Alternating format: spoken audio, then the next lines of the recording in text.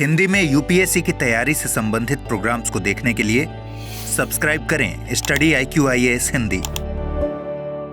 नमस्कार दोस्तों, मेरा नाम है Amarendra Pandey. Study IQIAS Hindi channel में आप सभी का स्वागत है।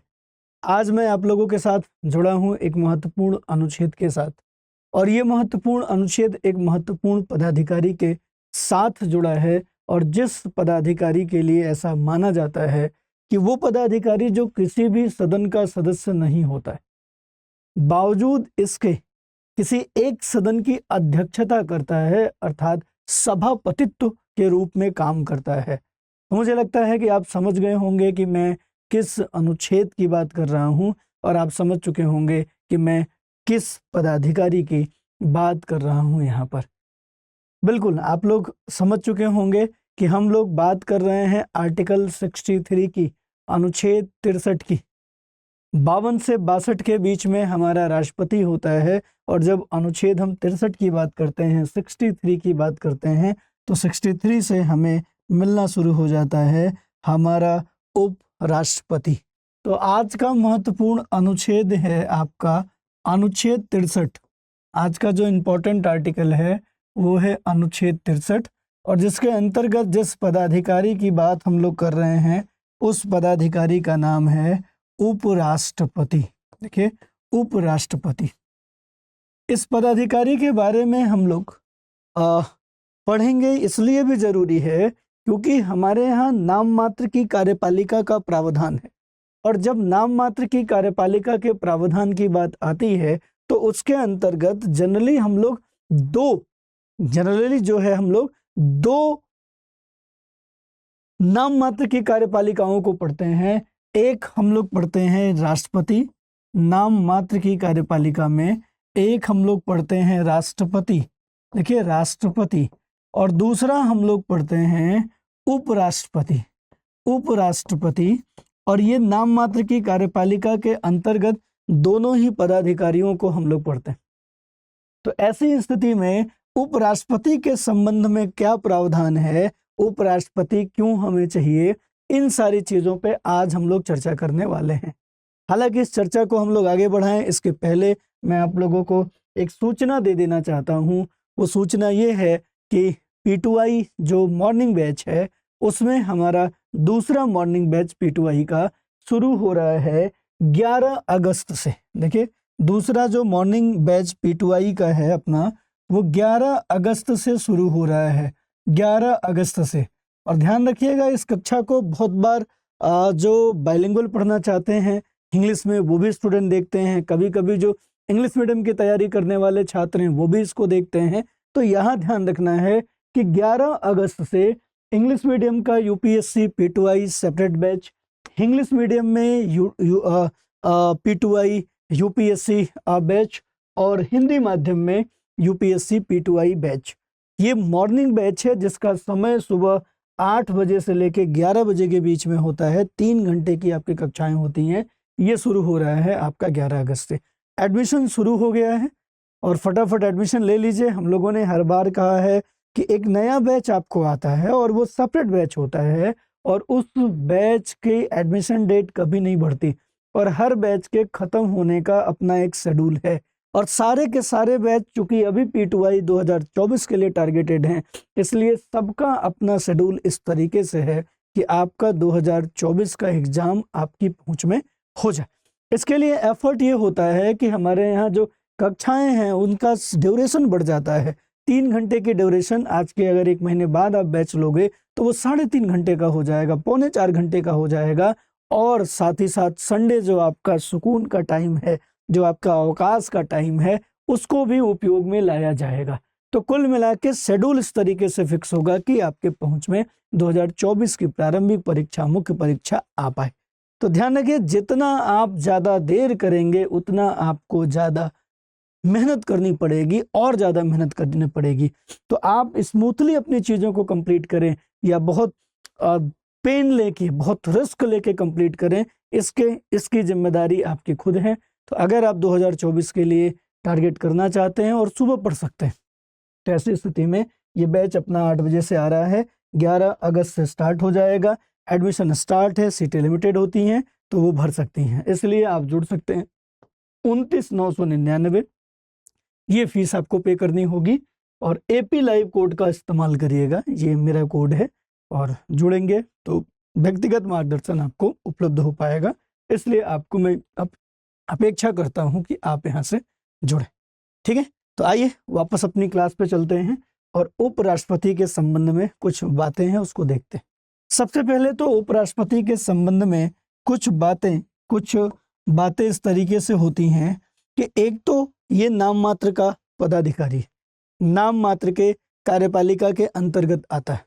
ऊपर से इसके ऊपर एक नाम मात्र का कार्यपालिका ऑलरेडी है, तो इस पद की आवश्यकता क्या थी? तो देखिए, इस पद की आवश्यकता इसलिए थी क्योंकि जब कभी राष्ट्रपति अनुपस्थित होगा, इस पद की उपयोगिता तब की है जब कभी राष्ट्रपति अनुपस्थित होगा, या जब कभी हमारा जो राष्ट्रपति है वो कार्य करने में असमर्थ होगा, या जब कभी राष्ट्रपति का पद पर नहीं होगा, जब कभी राष्ट्रपति नहीं होगा, तो ऐसी दशा में क्या होगा? तो ऐसी दशा में हमारे पास कोई न कोई एक ऐसा अधिकारी, पदाधिकारी चाहिए जो टेम्पररी कुछ दिन के लिए उस पद पे काम कर सके। इसी चीजों को देखते हुए उपराष्ट्रपति के पद को बनाया गया। अब आप देख रहे हैं कि उपराष्ट्रपति का काम ही तब शुरू होता है जब राष्ट्रपति असमर्थ हो, राष्ट्रपति अनुपस्थित हो, या राष्ट्रपति का पद रिक्त हो। राष्ट्रपति का पद क्या हो? रिक्त हो। तब की दशा में ही उपराष्ट्रपति के पास काम आता है। तो ऐसी दशा में हमारे संविधान निर्माताओं ने ये सोचा कि फिर उपराष्ट्रपति अन्य समय में क्या करेगा? खाली दिमाग, खाली व्यक्ति का जो दिमाग है उसमें शैतान घर करने लगता है, किसी को खाली नहीं छोड़ना चाहिए, आप जानते। इसलिए हमारे संविधान निर्माताओं ने भी ये ध्यान रखा कि उपराष्ट्रपति को ऐसे ही खाली न छोड़ा जाए। इसलिए उपराष्ट्रपति के लिए एक कार्य निर्धारित कर दिया गया, एक कार्य अलॉट कर दिया गया, और वो कार्य है राज्यसभा का सभापति होना। राज्यसभा का सभापति होना अर्थात हमारा उपराष्ट्रपति राज्यसभा का पदेन सभापति होता है, एक्स ऑफिशियो सभापति होता है, चेयरमैन होता है।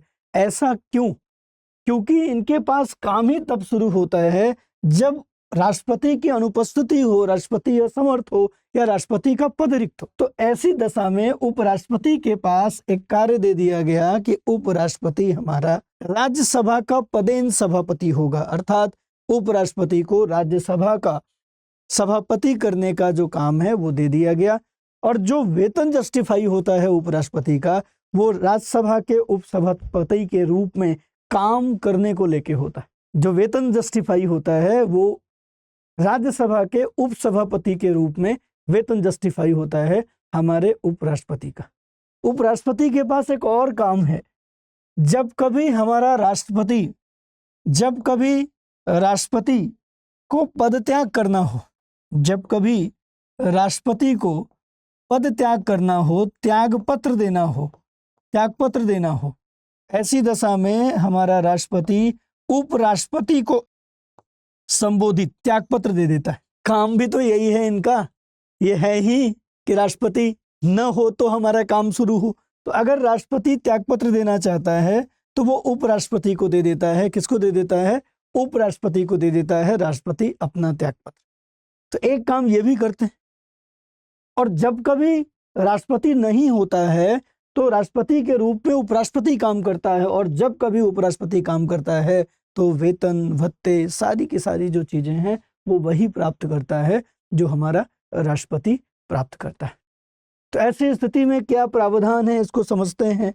तो हमारे संविधान में ये स्पष्ट उल्लेख है कि भारत का एक उपराष्ट्रपति होगा, भारत का एक उपराष्ट्रपति होगा, राष्ट्रपति होगा। देखिए, भारत का एक उपराष्ट्रपति होगा, ये पहला प्रावधान है। दूसरा प्रावधान है कि इनका निर्वाचन वैसे ही होगा जैसे राष्ट्रपति का। अब आपको समझना है कि राष्ट्रपति का निर्वाचन कैसे होता है। तो राष्ट्रपति का निर्वाचन अप्रत्यक्ष रूप से होता है। राष्ट्रपति का निर्वाचन एक निर्वाचक मंडल करता है। राष्ट्रपति के निर्वाचन में आनुपातिक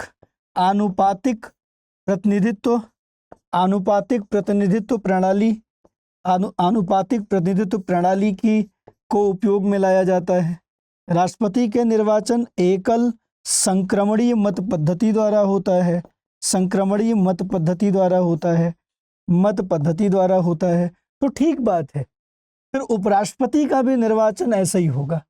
इनका निर्वाचन भी, वाइस प्रेसिडेंट का निर्वाचन भी वैसे ही होगा जैसे राष्ट्रपति का होगा। बस इसमें ध्यान रखना है कि इनका जो निर्वाचक मंडल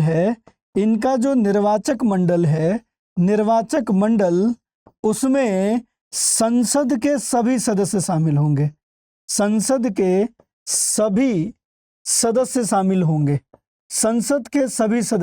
होंगे। ये अंतर है।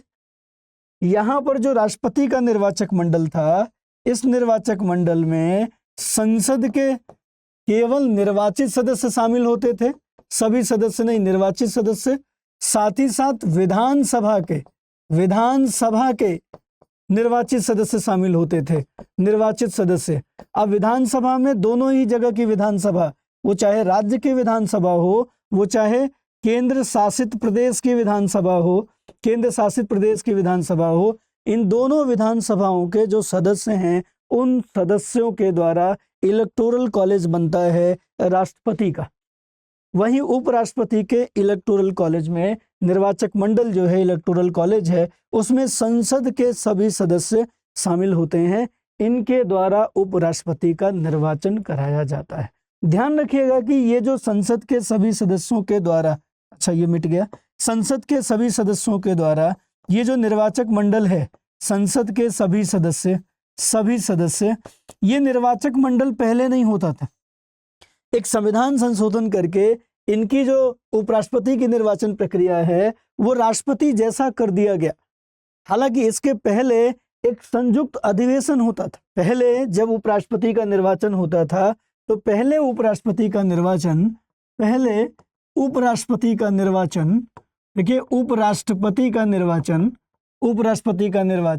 संयुक्त अधिवेशन द्वारा होता था। एक संयुक्त अधिवेशन किया जाता था और उस संयुक्त अधिवेशन के द्वारा होता था। बाद में इनका निर्वाचन निर्वाचक मंडल का नाम देके राष्ट्रपति के जैसा कर दिया गया। अगर हम कार्यकाल की बात करें तो कार्यकाल बिल्कुल वैसा ही होता है जैसे राष्ट्रपति का कार्यकाल है, वैसे उपराष्ट्रपति का कार्यकाल है। राष्ट्रपति का कार्यकाल 5 वर्ष होता है, तो उपराष्ट्रपति का भी कार्यकाल जो है वो 5 वर्ष होता है। ध्यान रखने योग्य बात है कि जब कभी राष्ट्रपति का निर्वाचन किन्हीं कारण बीच में रद्द हो जाए, किन्हीं कारण बीच में हमारा राष्ट्रपति न रहे, पद रिक्त हो जाए, तो ऐसी दशा में उपराष्ट्रपति राष्ट्रपति के रूप में काम करने लगता है। लेकिन शर्त यह है कि 6 माह के भीतर चुनाव हो जाए और राष्ट्रपति अपने पद पे आ जाए। शर्त यह है कि 6 माह के भीतर हमारा नया राष्ट्रपति चुन लिया जाए और वो अपने पद पे आ जाए, अर्थात उपराष्ट्रपति अपने पद पर चला जाएगा। तो जब कभी राष्ट्रपति के पद रिक्तता की बात हो तो निर्वाचन 6 माह के भीतर हो जाना चाहिए। 6 माह के भीतर निर्वाचन हो जाना चाहिए। पद रिक्तता में 6 माह के भीतर निर्वाचन हो जाना चाहिए, मतलब नया राष्ट्रपति जो है वो 6 माह के भीतर चुन लिया जाना चाहिए। लेकिन वहीं जब उपराष्ट्रपति की पद रिक्तता होती है, तो निर्वाचन के संबंध में कोई प्रावधान नहीं है। निर्वाचन के संबंध में समय सीमा नहीं तय है। निर्वाचन के संबंध में समय सीमा तय नहीं है। अब आपके दिमाग में आ रहा है कि ऐसा क्यों? जब राष्ट्रपति के संबंध में समय सीमा तय की गई है, तो उपराष्ट्रपति के संबंध में समय सीमा आखिर क्यों नहीं तय है? तो ये इसलिए नहीं तय है क्योंकि हम लोग चाहते थे कि जो हमारा उपराष्ट्रपति है, उपराष्ट्रपति का जो हमारा पद है, इस पद के संबंध में हम चाहते थे कि इसका चुनाव हमेशा राष्ट्रपति के साथ हो। राष्ट्रपति के साथ ही हो, साथ ही हो। ऐसा इसलिए क्योंकि एक तो इस पद के पास अत्यधिक कार्य नहीं है। इनका काम ही शुरू होता है जब राष्ट्रपति नहीं रहे, इनका कार्य ही शुरू होता है जब राष्ट्रपति न रहे, और नाम मात्र का मुखिया है, इसलिए निर्वाचन पर अत्यधिक खर्च नहीं करना चाहते, अतिरिक्त निर्वाचन नहीं कराना चाहते। ऐसे में अगर 6 महीने के अंतराल पे इनके भी चुनाव की बात होगी तो वो कोई उपचुनाव तो होगा नहीं, वो पूर्ण चुनाव होगा, अर्थात उपराष्ट्रपति 5 साल के लिए चुना जाएगा। तो फिर राष्ट्रपति और उपराष्ट्रपति का जो निर्वाचन है फिर वो अलग अलग होने लगेगा।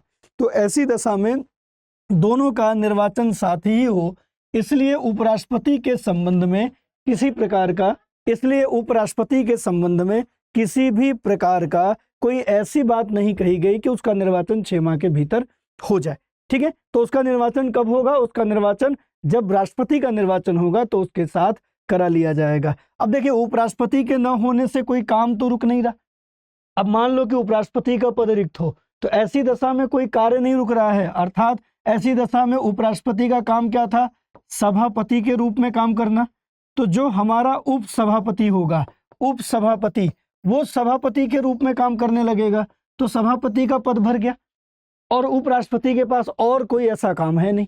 अब मान लो उपराष्ट्रपति नहीं है और राष्ट्रपति का पद रिक्त हो जाए तो हमारे यहाँ प्रावधान है कि जो हमारा सर्वोच्च न्यायालय का न्यायाधीश है, सर्वोच्च न्यायालय का जो हमारा मुख्य न्यायाधीश है, वो कार्यवाहक राष्ट्रपति के रूप में काम करेगा। वो भी अगर अनुपस्थित हो तो जो भी वरिष्ठ न्यायाधीश होगा वो इस रूप में काम करेगा। तो ये यहाँ की स्थिति है। हाँ, लेकिन ये ध्यान रखना है कि इनका कार्यकाल 5 वर्ष होता है, और मान लो कि कार्यकाल 5 वर्ष पूरा हो गया, लेकिन अगर इनका उत्तराधिकारी कोई दूसरा उपराष्ट्रपति अगर उनके पद पे चुनकर नहीं आया है तो उपराष्ट्रपति तब तक अपने पद पर बना रहेगा जब तक कि उनका उत्तराधिकारी चुनकर नहीं आ जाता है। बाकी उपराष्ट्रपति के संबंध में, अन्य कार्यों के संबंध में आपने देख लिया कि सभापति के रूप में काम करता है, और फिर सभापति के रूप में उपराष्ट्रपति के अगर आप काम देखेंगे तो बहुत सारे कार्य आपको देखने को मिलेंगे। तो ये था आज का हमारा एपिसोड और आज की हमारी ये कक्षा,